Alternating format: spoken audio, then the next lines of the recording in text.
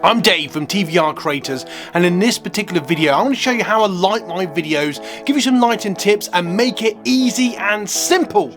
Do not go anywhere as we talk about softbox lights, spotlight, key lights, all the different lights, but we're basically going to make it really simple so you can improve the lighting of your video. If that sounds interesting to you, do not go anywhere, and I'm going to show you how.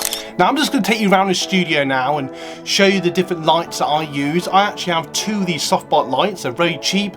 I got a set of two plus lots of stuff for studio setups for about £100. You can get sets of two now for about £60 or dollars, and I'll leave links to everything I talk about or something similar in the description, so go and check it out. Now definitely the first thing about is what they call key light or main light. Here it is in all its glory. I would definitely recommend one of them just to improve the lighting, and it gives a nice natural light. They tend to have proper natural light, so it's a nice white soft light which is really nice, doesn't give off too many shadows, looks nice and professional, and it's something to think about when you're filming indoors, especially in your indoor studio or just filming inside your house or your home. And this is definitely something I would definitely recommend.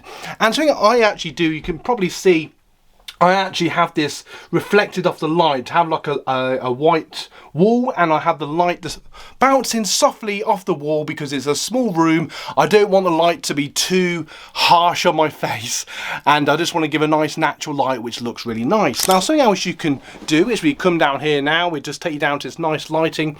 I have two or three of these little spotlights, I sort of call them, to have little gels inside. And they have, you can either give like white or they have red and orange, and these are really cheap actually. You can get a set of three. They're not really high, but they're very good to sort of improve your lighting. So if you can see without it, I'm much darker, even though I've got a very powerful softbox light behind me, or you know, just over there.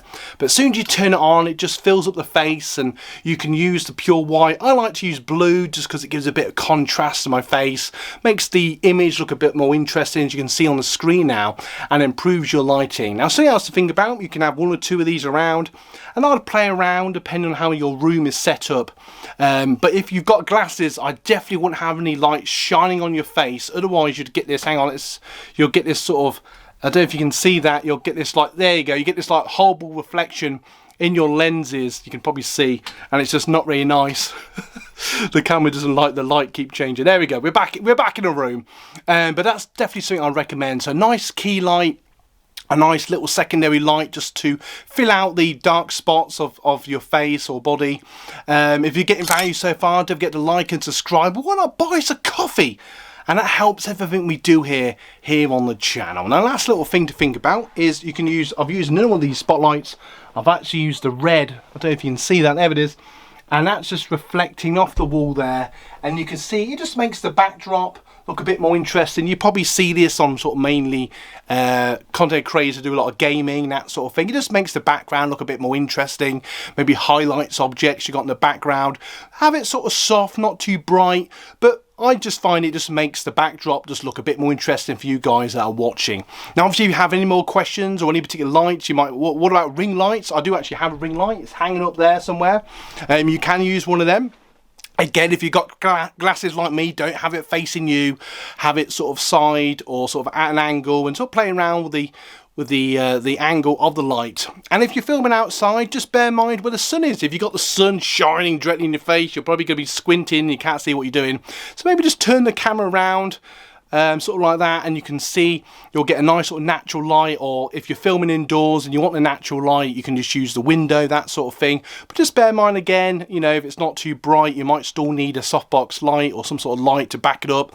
And you can use house lights.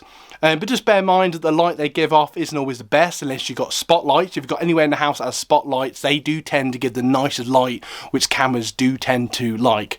If you have any questions or anything I missed, feel free to ask your questions. I'll do my best to answer them. I'm Dave from TVR Creators. Don't forget to subscribe if you get value, because I'm Dave from TVR Creators, and I make weekly content on the best cameras for content creators and beginners who want the next camera.